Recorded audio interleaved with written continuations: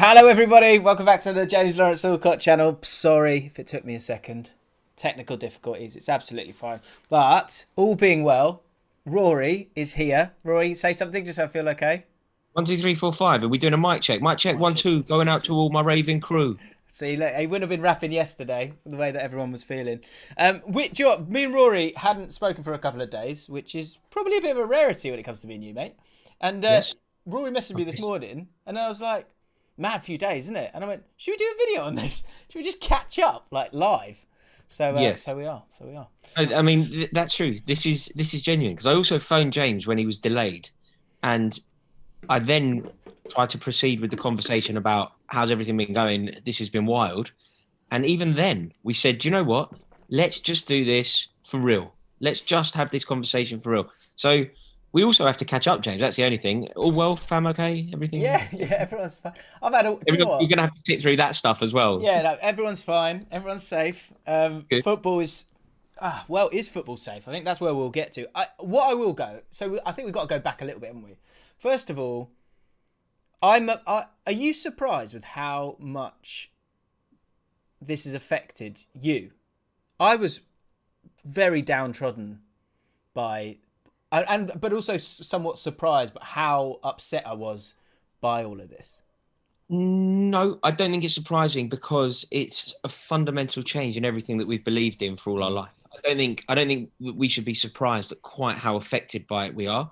I mean, the plans were despicable, and I think we reacted as such. It's quite rare, I think, as you get a bit older and other priorities in your life develop. Football becomes, from being the most important thing in your life, it suddenly becomes the most important thing in your life of everything else. This issue became it elevated into the tier where Yeah, it was when I was in my 20s. I This issue totally agree. became a priority, and that's why I was at Stamford Bridge yesterday. I had absolutely no understanding, no belief that it would work. I really didn't think that was possible, And but I felt like I had to go. yeah, I know. I'm pleased. And I said to you just before we came on, I was like, I'm a little bit disappointed in myself that I didn't go. Just things were happening and I didn't get to it. But and shame on me for that. But coming back to like why I was so surprised, I think you're completely right. I shouldn't be so surprised because when I was trying to explain it to my missus, who doesn't like football but cares how I feel, she was like, I was like, I think the thing that dawned on me is like, this has been my life. Like football has been my life. Sport has been my life, and it's something you do really hang a lot of your values on. So something Yeah, as James. aggressive as this is Yeah, incredible this, to well, see. this is an issue that transcends sport. Like this is far bigger than being a football fan. This Yeah. is this is Are you a fan? Or like it's heritage.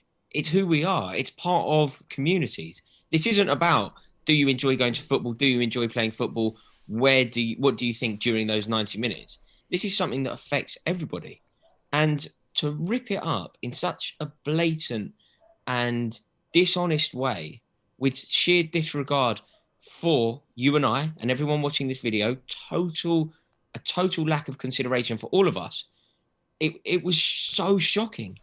Like they really did just behave in a way that is so stereotypical and therefore not surprising for venture capitalists. We have got into bed with venture capitalists and then have been slightly surprised when they've behaved like venture capitalists.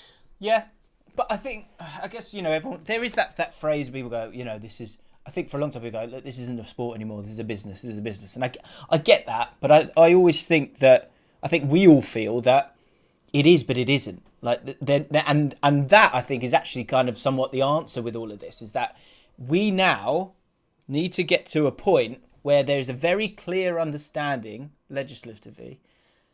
That's easy for me to say, amongst everyone and the clubs involved within world football, that this isn't just a business. Like I think that's what I'm excited about. Hopefully moving forward. Now I think it's very easy for people to kind of for people to roll their eyes at go, yeah, okay, there's two bad guys here. Which one are you going to choose? But I'm intrigued to see. That's why I kind of wanted to reflect on all of this to then be able to kind of start to stand where we are now and go, okay, how does this move forward? How do we retain an element of momentum in this? Because when I jumped on and did a live yesterday, you know what this is like when you go to do a live stream or a video. You have a 30 seconds or a minute or whatever to go, what are my thoughts? Like what, and you have to almost create little chapters in your head for a second. And the word I wrote down straight away was relief. And what's dangerous about relief is that you feel like you can kind of go, let's go back to normal and it be about the game again. But this feels different. Like we need to retain that energy, don't you think? Yeah, completely. Like the fight isn't over. I think that there is time for celebration because yesterday was a very significant victory and something that we should all, give ourselves a pat on the back for, and we should take time to acknowledge that. But I would also say that there is a long way to go. Yeah. I mean, I don't know if you've had time to see it yet, James, but Chelsea have released a statement. Okay. It's pitiful. Really? It's so pitiful. Sorry, which one? The one last night? No, they've released a statement. I don't know. I mean, I read it this morning, actually. I don't quite know when it was actually released, but I read it this morning. I'll tell you what there wasn't in it. There wasn't even a whisper of an apology. Yeah. By no means did they didn't even pretend to apologise, which I think is, borderline disgraceful. Yeah. But not entirely unsurprising. Look, we've withdrawn from that Super League. So on some level, this fight has been won. But mate, the tone and the insincerity in that statement that was issued by Chelsea, there's a long way to go on this fight. Yeah, hopefully I can show it to people and maybe just even read it out to you, because that's kind of what I did. What's been strange about this is how late it's all happened. Do you know what I mean? Like it seems to happen in like the late evening. I don't really understand why that kept occurring. I tell you what, I'm not going to bother. I'll just read it out. It's pretty short. The question that wasn't asked, and I understand why the club haven't asked it because it's very uncomfortable for them. But the thing that needs to be really tackled: why did this happen? And how was there a mechanism for Chelsea to enter a European Super League without me? No. Yeah. I'm a season ticket holder. I'm a lifelong fan. I've been going to Chelsea all my life. Fans from all over the world have a right to be consulted when you fundamentally rip up the club that they support in order to start a new life. The fact that Chelsea were ever in a Super League needs exploring. How did it happen? Why did we not know about it? Whether you live in London, whether you live in Sydney, if you're a Chelsea fan, you have a right to have your say on the European Super League. Yeah. And the fact that they didn't have the integrity to even apologise, it's worrying. And I think people need to lose their jobs, James, at Chelsea. I really do. I think people need to lose their jobs. I think there has to be repercussions, like you say. Like when you look at, because I think what's interesting here is that.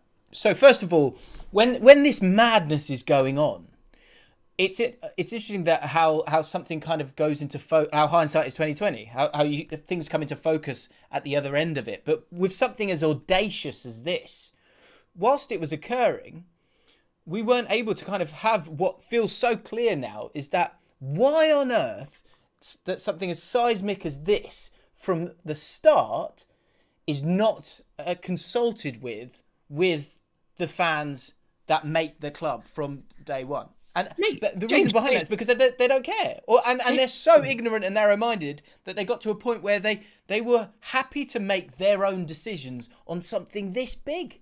That's what blows my mind. 116 years of history. 116 years of proud history gone. Like that. No consultation, no consideration, just gone. Of course we're angry. Of course there's a reaction. And look, the fight is won. And everybody that was there last night and everybody that was showing their support in any way they could should be very proud. But these people now need to face the consequences of what they tried to do to their club. I think that even having the audacity to try plotting like this maximum punishment. I can't disagree with you on it, mate, because I think there are words and there are actions, and a lot of people use the phrase "actions speak louder than words," and this is very highlighted within this, because at every hurdle, even the apologies, or not apologies, sorry, the pullouts.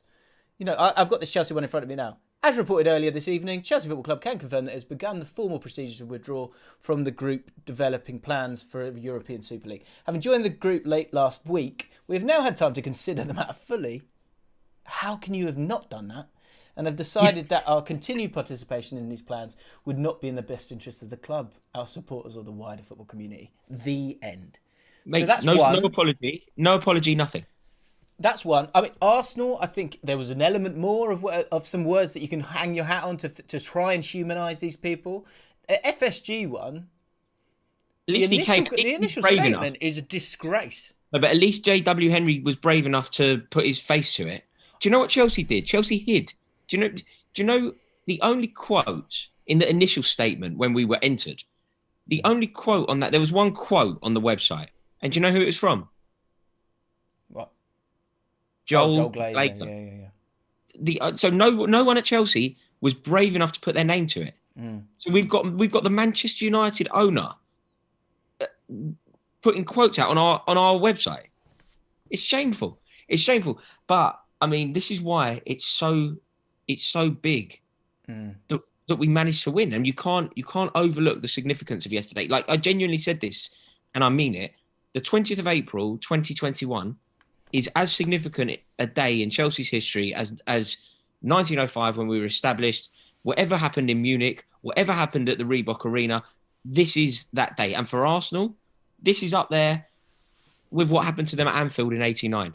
Manchester United is as big as what happened in Barcelona. Liverpool is as big as what happened in Istanbul. Yeah. Mate, I agree. I fear that this would be that in a week's time it will have calmed down, and people would have kind of lost that momentum with it. I wonder if you can retain. It's a question. Like, so I'm not. I hope that people can retain the energy, but I do wonder with so much going on. Uber Melon, we've got a lot of super chats. I'll try and get to them all as well. By the way, things go back to normal. This was a power play between FIFA and UEFA, etc., and the top clubs. Fans are being played by both sides. The fight can't end until both sides buckle to the demands of fans. I think I think the pressure that we have all put, the globe has put on this, has allowed this to occur. Can we create that same kind of pressure? What do you think? Yes, I do. Because I think that it is now a relentless force. Like, Tottenham fans are out as we speak. I think that people are now aware. People are now asking questions. I think that generally people are asking questions. I've done it, and I got an awful lot of stick for it. I've asked questions about Abramovich fairly, prior to all of this. But people are now starting to have that debate. And I think that we are realising that billionaires arrive without the best interest, without an understanding of what the game means to us, and try and ride it out. Look, the dream is a 50+1, isn't it? Yeah. That's what we need. The German model of 50+1 in the board. But that feels difficult. It does feel difficult, doesn't it? Come out and said that potentially that's the answer. And I rated Johnson's quotes because what he did was he said, "Look, I'm not a football fan," and he didn't pretend to be one. He came out and said, "Look, I'm not a football fan, but I understand the importance of football clubs in the hearts of communities, and I will do my best to protect that." So, let's see the action now. Joel Glazer's just issued an apology. Is that true? I'd love to see a link to that. The 50%+1 rule, I guess it's, how does that occur? I guess that's the thing. With something when we've just, it feels slightly illogical to think that for these 6 clubs to be so money driven, to then give up 50% seems very optimistic. They won't. Look, they're not going to want to do it. It needs to be government legislation. That's why I'm chatting about Boris Johnson. Of course, of course, nobody who owns, it's private enterprise. They're not going to opt in to giving away any of their company. But there can be legislation brought in that would enforce any ownership to have such clauses. So I think that has to be the ultimate ambition. I understand yesterday was significant, but what we're doing here is rewriting the constitution effectively. Yeah. So it's not one for today or tomorrow, but it's one. The ultimate ambition can be that. But because James, they're never held to account. Nobody's ever asking. Like today is what? What day is it? It's all gone mad. Today's Wednesday. Wednesday, yeah. This all happened on a Tuesday. Here, this is amazing. Right, this all happened on a Tuesday. It's like a Craig David song. On Monday, Bruce Buck was at a fans forum extolling the virtues of the Super League on the Monday. So you see the problem. Yeah. Now we've put out a statement. Chelsea have decided, after careful consideration, that we don't want to be part of this. Shut up, you liars. You were on Monday. You said you did. Yeah. And don't act like you didn't give it careful consideration before, because you did. Because you're businessmen and that's your job. And if you didn't, what you're doing in the job in the first place? You can't say, oh, now we've given it careful consideration. What are you talking about? How can you give it careful consideration now? Well, that's everything in life is based, a lot of it and the ability to influence people is based on trust. And so to take people with you. So how on earth can a Liverpool fan, any fan from any of those six, have any trust in like you just said? You can't say one thing one day and then say, like I thought Pajak made a great point when you guys were on yesterday. And I tell you what, I must say, go watch Paul Machen's reaction to the apology as well. I thought it was very well put together and showcased fans in the right light. Not shouting, being very clear with his thoughts and being careful with them as well. But Pajak said that morals cost, and I think what's been highlighted here is that there was no moral thought process within this whole thing, and so morals almost need to be kind of not even bestowed upon them, forced. But no, right? I disagree, James. You can't teach morality to someone who is sans morals. Like you can't do that. But what you can do is put them alongside someone who has the best interest. We're back to the 50+1. I don't think you can tell Roman Abramovich, now listen up, Roman. Chelsea and Stamford Bridge. He tried to make us leave Stamford Bridge, which is when the first warning sign of all this, which is the first time that Roman Abramovich was like, "Whoa, who do you think you are?" When he tried to do that, there needed to be someone in the room with him who said, "Now listen up, Chelsea and Stamford Bridge, they're inexorably linked. They go hand in hand. You cannot remove Chelsea from Stamford Bridge. Chelsea Football Club, as a football club, only exists because of Stamford Bridge. Peter Osgood is buried under the penalty spot in the shed end. His ashes are under the penalty spot in the shed end at Stamford Bridge. You can't teach that to Roman Abramovich. I know it because via osmosis all my life, I know things like that. So I would never want to be in that boardroom. This isn't me. I wouldn't go anywhere near it. But somebody who understands the club needs to be in the room. Yeah, and that's the only answer. You can't teach morality. You can't expect Roman Abramovich or Bruce Buck or whoever it is to fully grasp the meaning of Chelsea Football Club. Like, I bet you they don't even know. Like, there's a pub across the road, right? It's now called the Butcher's Hook. That pub used to be called the Rising Sun, and the Rising Sun pub is where Chelsea were formed, right?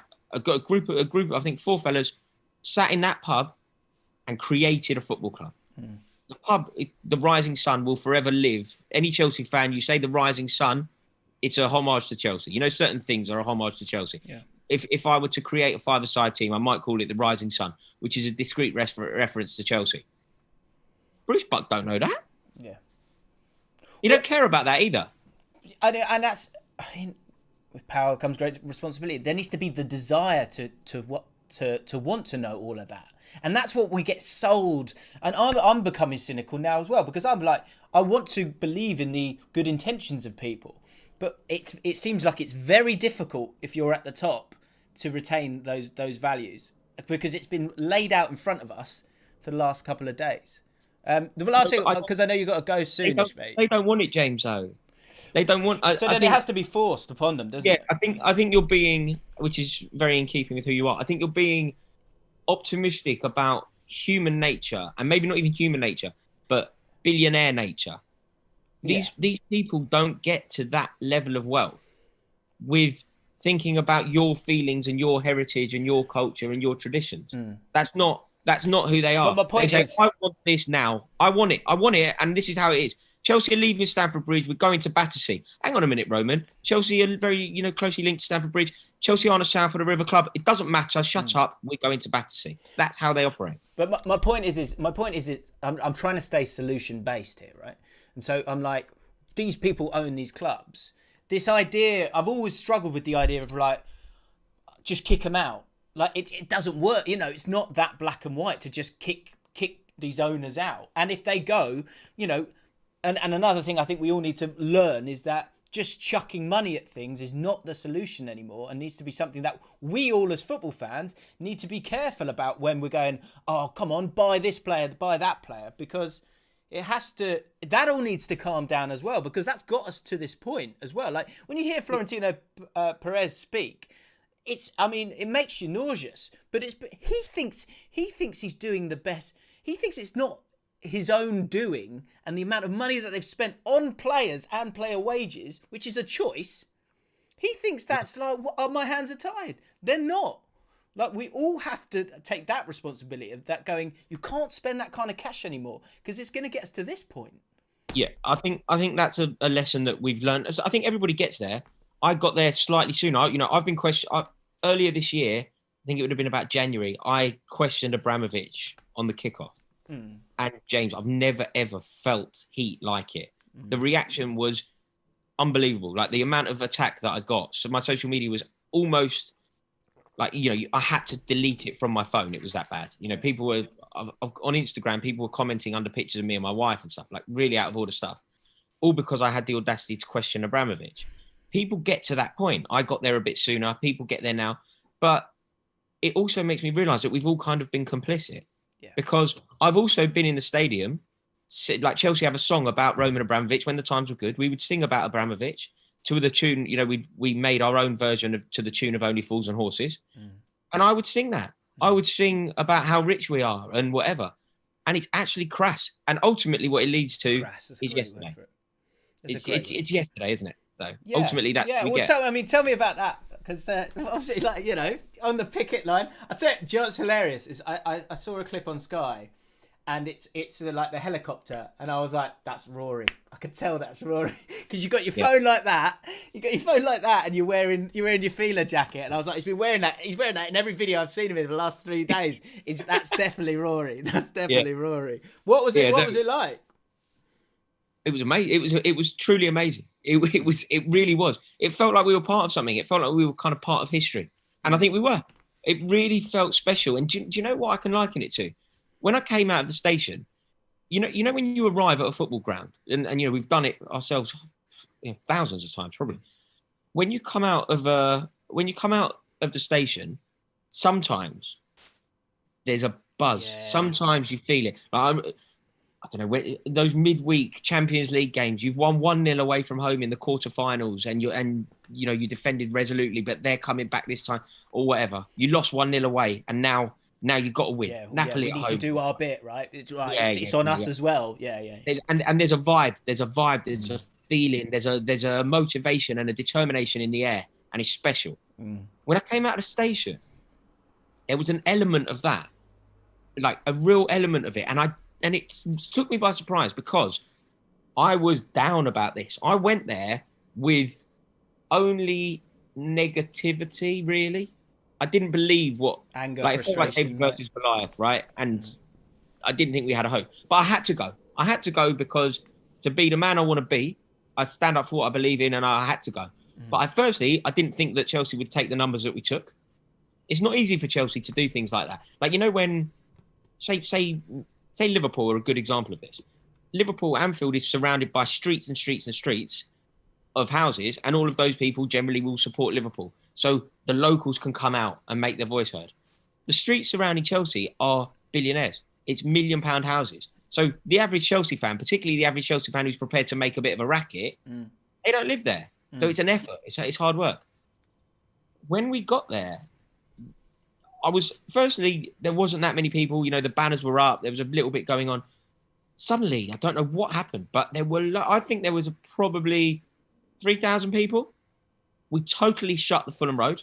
Like at one point, even in the video that I put up on my channel yesterday, at one point I'm like lying down on the road trying to like stop the coach getting I was going to sit down if you love Chelsea. Yeah, that was pretty good. That's quite clever. Yeah. And there was an atmosphere, and James, this is genuine, right? Think of the most wild you've ever gone when you've seen QPR score a goal. Presumably Bobby Zamora, would I be right? Yeah, I think that's number one. Okay, so the most wild you've ever gone.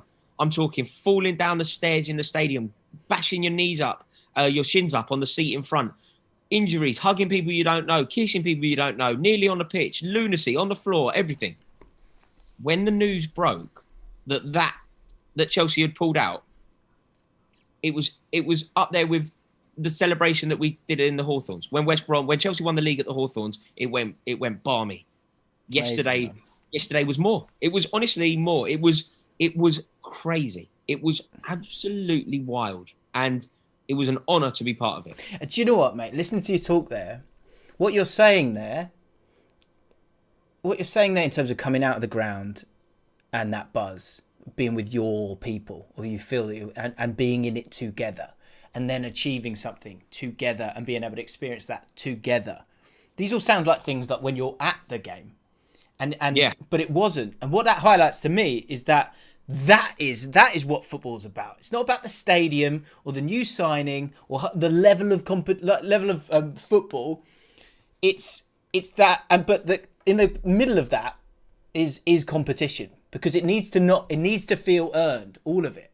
Yeah, mate. And that's why it's so integral that we safeguard all of it, because you talking there, I can feel it, and I don't like Chelsea. Of course I don't. I've been brought up to hate Chelsea. Fact. You want us there to hate, don't you? I want you there to, a little bit.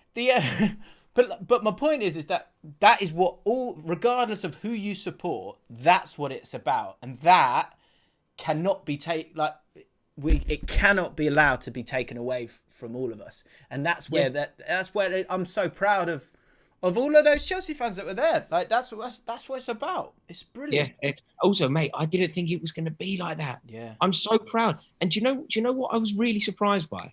Chelsea have, because of the area, because of what it is, because of the expensive tickets that we have quite an old support. I'd say the average age of our season ticket holder, I don't know this, but what we don't have, it doesn't feel like we have, is a lot of youngsters. And we don't have a lot of, and there was an entire lost generation under Bates. There was an entire, my generation really, there weren't many of us. Bates didn't want the youth because of the problems that come with the youth. Right. Youth are generally people who make a racket, generally step over the line or whatever. It was kids. It was kids yesterday. Youngsters, smoke bombs and, flares and whatever. And it was fantastic. It made me very proud to be a Chelsea fan, because I had my moments when I was young as well, So it was nice to see that the baton had been handed on. Yeah. And again, you go back to Florentino Perez and the bullshit coming out of his mouth of the idea that the young people aren't watching it. Young people aren't there watching it because you're pricing them out. Because all the football fans, because it costs so much to go watch your team. That's why when we go to the stadium, when I go watch QPR, I've never been one of the older ones. I'm getting to an age where that should be the case. But it's never been like that, because everyone's 50 plus, because no one else can afford it. These are all things that are done through greed. Like every word that came out of that guy's mouth, it just blew my mind how stupid he was. Unbelievable. But you know what, James? That's what I can't get my head around. We know people in the industry that we work, right? People who make situations. They haven't even tried to make this right. Like they haven't even tried. They haven't even had the courtesy to lie to us well. Yeah, exactly. That's funny, isn't it? You'd think the PR would be better, wouldn't you? That's what I mean. How have they not PR'd this a bit better had a few conversations with fans and spun it their own way. Just have a conversation with a fan group and ask the questions in the right way. So say something like this. I mean, this is a chat I had with Lawrence on that video. But Lawrence was saying, all you need to do is get football fans in a room and say, do you think UEFA could be improved upon? Yep. Okay, great. We can do that. Do you enjoy playing against Real Madrid? Yeah, we like you. Yeah, we like that. That was great. Great. Yeah. You know what I mean? And then you've got a survey at least where X amount of fans have already backed the plans or whatever. They did nothing. Amazing, isn't it? It's the gluttony. It's the gluttony. They were that lazy. Arrogance. That lazy and arrogant that they didn't feel that they needed to meticulously have PR surrounding. They didn't give us enough respect to even lie to us. yeah. At least tell us it's going to be better for the game. Yeah. And be able to back it up, but also front it. Like why? You had one dude doing an interview at midnight. And that's it. Where's everyone else? It should be like, at least with something like, do you remember Tidal with like Jay-Z and all that? At least they all stood there and said, "This is going to be better. We're taking it over." Do you know how little respect you have to someone to not even do them the courtesy of lying? Yeah. It's like, it wouldn't take, or get someone else to lie. Just go get them to lie for us. Well, let's say something. Say something like it's good for the game somehow. Didn't even do that. Amazing. Absolutely they do. Amazing. They knew exactly what they were doing. Mate, I know have you got to go now? Yeah, I probably should. I better get the kid. All right, pal. I'll tell you what, one super chat. I'm Alex has said something in the super chat. And we'll go through some of the other bits as well. Where is it? Oh, God, I had it here. Oh, Alex, I can't see it, mate, so I'll just read the closest one to hand. I can't even read that. Degert Yog. It's all about the level of football for me. Kelleher hoofing the ball up, elite. Well, I mean, Kelleher. Get your right. I know the goalie. Yeah. You've got to get your Irish pronunciation. Kelleher. Sorry, I think the point you're making it's not about the level. It's about being able to care about it. Harry Springford. Ironic how the day after ESL flopped, buy Mbappe was trending on Twitter from Liverpool fans. Well, look. I think again, that is obviously very disappointing, but that is not all Liverpool fans. That I think I've been not surprised actually by the response of, I'm going to do it, real fans. But real fans want the best for match going fans. I believe that. Yeah. And so that's just flippant, elements of Twitter, but also something we need to be careful about because there is too much money in football. In certain areas of football, wages and transfers. In the football that we're talking about, it's obscene. Yeah. And that would be interesting to see if the transfer windows are affected by all of this, because now they're going to just have to go, well, we haven't got 100 million. We've got 30 million. Okay, we'll have to take that then. And you've got to remember what will happen. The other thing, James, the way that they went about doing this, they did it in the most shady way ever. Like, they've used a pandemic to push through this agenda. Like, is that not the lowest thing you can possibly do? It's just there's just like you said, they're sans morals. There's literally not. I think that is what has just taken my breath away. Is the lack, lack of any kind of common decency within this in any way, shape, or form. It's frightening, but hopefully, it's going to be okay. Like in your entire life, I don't think you will ever come across something as venal as using a pandemic that brought everyone together. The one thing that the pandemic taught us is that we're all in the same boat, right? Look after your neighbours, look after each other, because we rely upon one another. That is that's the lesson of the pandemic, right? Kind of. If I said to 100 people, what did you learn in the pandemic? 60 of them say community. Community and material things aren't that important. Comparing yourself with others isn't that important. Looking after yourself and the people you care about is important. Right. So they have used a pandemic that brought everyone together to separate. Is there anything more venal than that? And on that note, mate, I must collect my utes. You collect your utes, my friend, because that's what it's about. James, it's been an honour. Thank you so much for having me on. To catch up, mate. Well done, mate. Rory for Prime Minister. Let's get that Thank going. you so much, James. Do I just click cross on the Zoom? You just I can just leave the Zoom, right? Yeah, mate. You just go. Okay. Thank you. Thanks, everyone. Ta-da. See you, fella. Thanks, mate. I'm just going to read some of these super chats. Thank you, everyone, for watching, by the way, and stick around because it's only right, as you guys have popped in some super chats along the way. Daniel Wilson, the 50% rule doesn't necessarily need to be fans owning 50% of the club. They just need to own over 50% of the voting shares. Okay, well, I mean, I'm completely for it. I just... The logical mind in me feels like it's going to be tough to do, but it has, especially from how far you've gone beyond it to claw it back. It's going to have to come from government. So, Bojo, make it happen, son. Thank you for your super chat, mate. I'd love to see it.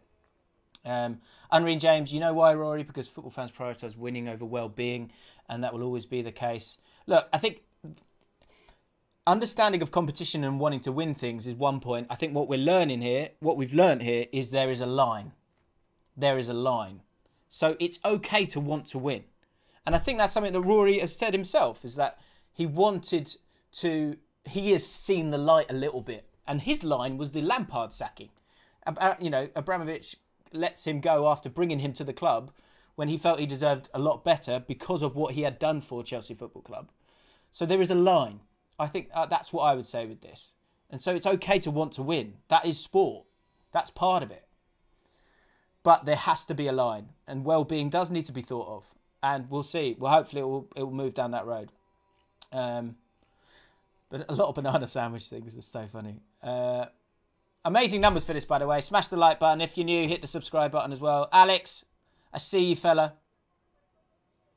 Thank you for your super chat. I can't see it now. So there we have it. Me and Rory were just chatting, so we're like, we might as well just do it together, which we've done. I'll tell you what I'm so excited about. I'm so excited about talking about the football again. Can't wait. I've just done a Dream Teams with Ben Foster, which is one of the best interviews I've ever done in my life. So subscribe to the channel, hit the notification bell, because we're going to be doing loads more lives. Champions League semi-finals coming up. Lots of big games coming up as well. Well done to everyone who's got behind this. Let's not stop it now. You know, if you see these things and if you can apply pressure and noise for things that you know are right and good for the game, that don't just sort yourself out, but sort out the people down the bottom, that is where the focus has to be. For too long, the focus has been about the top six. Fortunately, almost with this, it got to a point where people were going, well, hang on, what about everyone else? That's the way you need to look. I understand the theatre and the drama of those big clubs, and I understand that often the attention is that way. But like life itself, don't just focus on that. Look that way with every decision that gets made. Are these guys okay? Because without these guys, this is boring as hell. Yeah. Delighted. Uber Melon. This was also Say No to Racism weekend. The weekend it was announced and supposed to be brought to the fore, and they overshadowed it totally. That's also disgraceful, man. These are all part of it. We're seeing it with our players, and with the way that new media is now as well. You have an opportunity to say your piece and to do the right thing.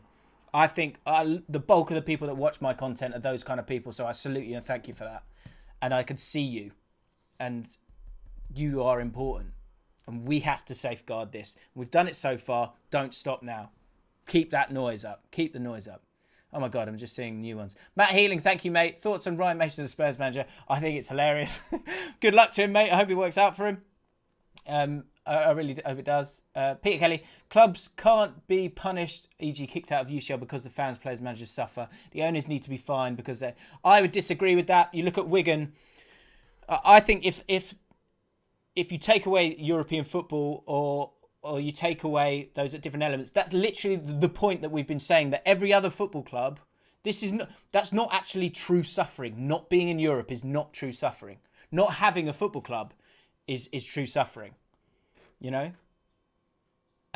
So I don't agree with that, Peter. I think, look, you're going to have to take the punishment that comes your way.